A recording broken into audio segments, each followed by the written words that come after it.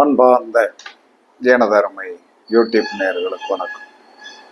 இதுவும் ஒரு முக்கியமான பதிவு தான். முக்கியமான பதிவுன்னா, பிறந்த மனிதன் ஏதாவது ஒன்று சாதிக்கணும். அந்த சாதிப்பதற்கு ஏதாவது ஆன்மீக ரீதியாக ஒரு வழி இருக்கிறதா அப்படின்னா இருக்கிறது.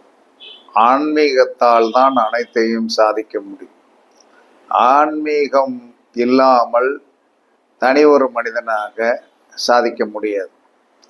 எத்தனையோ யூடியூப் சேனல்களை பார்க்கிங்க, தொட்டு காட்டாத வித்தை சுட்டு போட்டாலும் வராது. நீங்கள் 1000 யூடியூப் சேனல்களை பாருங்க, ஆனால் எந்த ஒரு குருவும் தொட்டு காட்டினால்தான், தொட்டு காட்டினா தான். அதனால தான் தலைப்பகுதியை வச்சோம். தலைப்பகுதிக்குள்ள இருக்கிற இந்த மண்டையில் இருக்கிற மூளை, இந்த இருதயம், இந்த ரெண்டு தான் நமக்கு என்ன சொன்ன, செய்யாதே, அமைதியாக இருந்து உத்தரவு போட்டுக்கிட்டே இருக்கு. அதன்படி தான் இன்னைக்கு வரைக்கும் நம்ம செயல்பட்டுக்கிட்டு கொண்டு இருக்கிறோம். அந்த வகையில் என்ன சொன்னா, மனிதன் தான் பிறந்த காலத்தில் என்ன சாதனை பண்ணினோம். சாதனை என்பது நம்மளுடைய விரலுக்கு தக்கன ஒரு வீக்கம் தான். அதை மீறி நம்ம சாதனை பண்ணணும் அப்படிங்கிற ஒரு எண்ணம் நமக்கு வர வேண்டிய அவசியம் கிடையாது.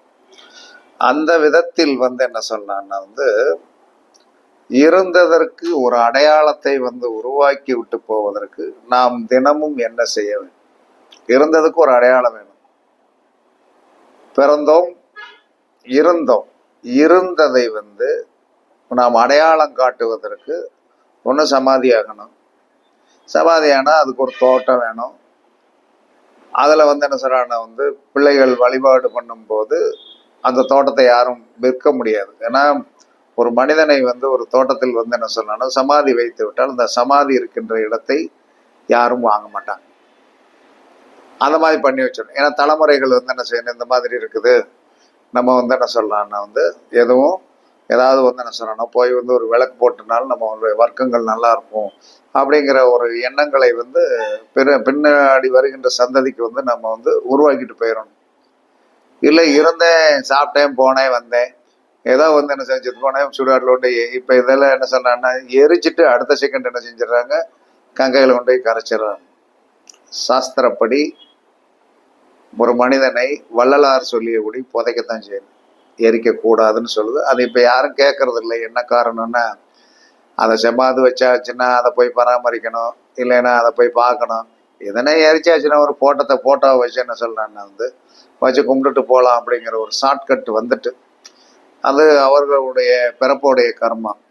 இப்போ நாம் சமூகத்தில் ஒரு வரலாறு என்பது நமக்கு தக்கன ஒரு சின்ன 100 பக்கம் புக்கு இல்லைனாலும் ஒரு 10 பக்கம் புக்குனாலும் நமக்குன்னு என்ன சொல்றான்னா, நம்மளுடைய சந்ததிகள் நம்மை பற்றி படிக்க வேண்டும். அப்படிங்கிறதுக்கு என்ன சொல்றான்னா, ஒரு உங்களை வெற்றி வரலாறாக மாற்றக்கூடிய அற்புதமாக ஒரு பதிகம் தேவாரத்தில் இருக்கு. தேவார பாடல் தான். அந்த தேவார பாடலை எனக்கு தெரிஞ்ச அளவுக்கு நான் சொல்றேன். நீங்க நெட்ல சர்ச், இதுல யூடியூப்ல சர்ச் பண்ணீங்கன்னா கண்டிப்பா வந்துடும். அது தெளிவான குரல் வளமாக இருக்கும். எனக்கு தெரிந்ததை நான் குறித்து வச்சிருக்கேன். அந்த குறித்து வைத்த பாடலை நீங்கள் நித்தமும் உங்களுடைய பூஜை ரூம்ல விளக்கு பொருத்தி, பத்தி பொருத்தி, 2 நாட்டு வாழைப்பழம் வச்சு உங்களுக்கு தக்கன உங்க சாமி பூஜை ரூமை எப்படி சரி பண்ணி வைத்து கொண்டு வடக்கு முகமாக உட்கார்ந்து கிழக்கு முகமாக விளக்கு போட்டு நான் சொல்லுகின்ற இந்த தேவார பாடலை நீங்கள் நல்ல அழகாக ராகம் போட்டு படித்தீர்கள் என்று சொன்னால் கண்டிப்பாக உங்களுடைய வாழ்க்கையில் மாற்றம் கண்டிப்பாக உருவாகும். அந்த பாடல் இதுதான். குனிந்த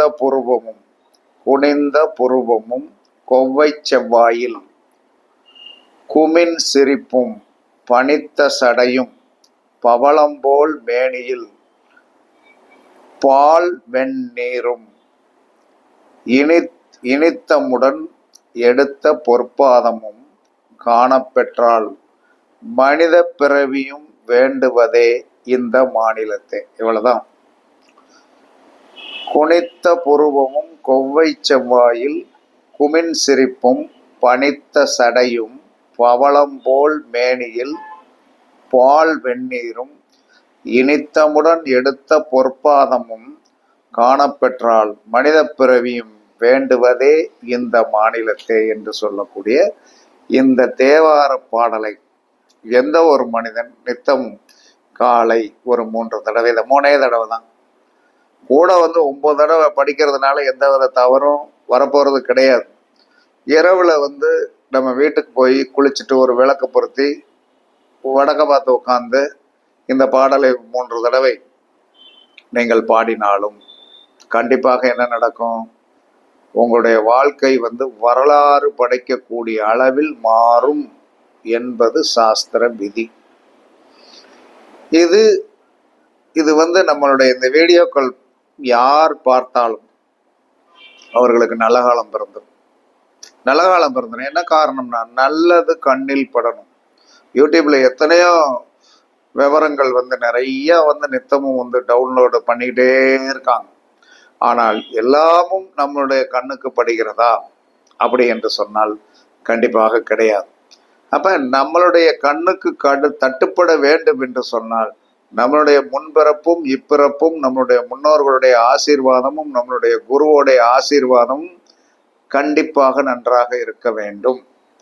இது ஒரு விதமான அற்புதமான நம்மளுடைய வாழ்க்கையை வரலாறு படைப்பதற்குண்டான அற்புதமான தேவார பாடல். அதற்கடுத்து பணம் நித்தமும் வர வேண்டும். அப்ப பணம் நித்தமும் வர வேண்டும் அப்படிங்கிறது முதலில் அருள் இருந்தால்தான். இப்ப அருளுக்கு உண்டானதை சொல்லியாச்சு, பக்திக்கு உண்டானதை சொல்லியாச்சு. அப்ப அந்த பக்தியை நாம் வரவழைத்து எப்பயுமே சரஸ்வதி என்று சொல்லக்கூடிய அந்த கல்வி கடாட்சத்தையும் அந்த அறிவையும் நாம் வரவழைத்த பின் தான் மகாலட்சுமி பின்தொடர்ந்து வருவாளே தவிர, எல்லாரும் என்ன செய்றீங்கன்னா மகாலட்சுமியை முன்ன போய் பிடிக்கீங்க. எப்படி என்ன சொல்லான்னா, கலைமகள், மலைமகள், அலைமகள், இந்த 3 பேரும் மூத்தவள், இளையவள், அதற்கு அடுத்தவள் அப்படின்னு தான் வருமே தவிர, எந்த வீட்டிலையுமே என்ன சொன்னான்னா வரிசை கிரகமாகத்தான் என்ன சொன்னான்னா எல்லாமே நடக்கும். கல்யாணம் நடந்தாலும், நல்லது நடந்தாலும், கெட்டது நடந்தாலும் வரிசை கிரமமாகத்தான் நடக்கும். ஆனால் நம்ம என்ன செய்வது, நமக்கு தேவையானது என்ன சொன்னான்னா உடனே பிடிக்கணும்னு நினைக்கும், அது நடக்காது. அதனால எப்பயுமே எந்த ஒரு மனிதனும் அருள் என்று சொல்லக்கூடிய அந்த பக்தி மார்க்கத்தை கடைபிடித்து அதற்கு அப்பால் வருகின்ற இந்த செல்வம் வருகின்ற ஒரு மந்திரம் இருக்கிறது. வாசி தீரவே காசு நல்குவீர், வாசி தீரவே காசு நல்குவீர் என்று சொல்லக்கூடிய பாடலை ஏற்கனவே நான் சொல்லியிருப்பேன்.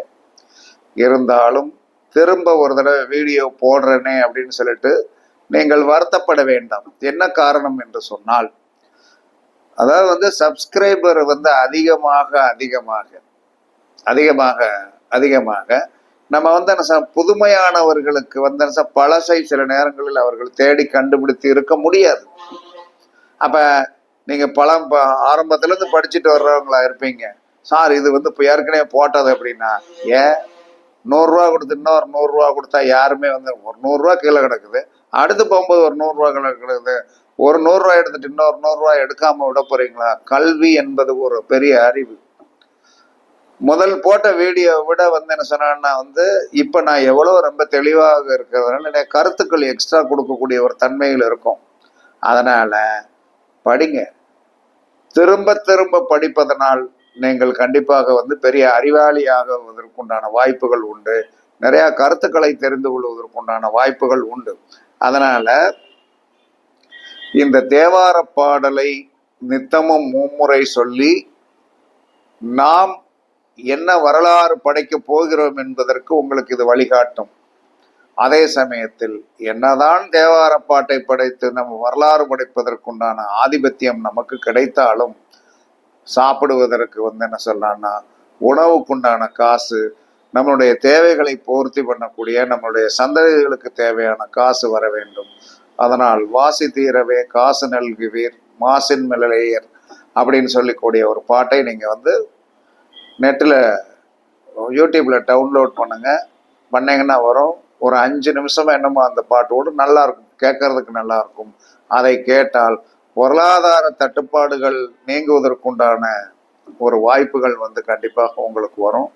அதனால் எல்லாரும் என்ன சொல்லலாம்னா, இந்த ஒரு தேவார பாடலையும் பணம் பெறுவதற்குண்டான பாடலையும் படித்து அருளும் பொருளும் பெறுவதற்குண்டான ஒரு அற்புதமான வழி இது. கண்டிப்பாக எல்லாருக்கும் பயனுள்ளதாக இருக்கும் என்று கூறி உங்களிடமிருந்து விடைபெறுவது சிப்பிப்பாறை ஜோதிடர் சாதி ராகவன் ஜெயபாலாஜி. சுகமே சொல்க, சுகமே சொல்க. வாழ்க வளமுடன், வாழ்க வளமுடன். வணக்கம், வணக்கம், வணக்கம்.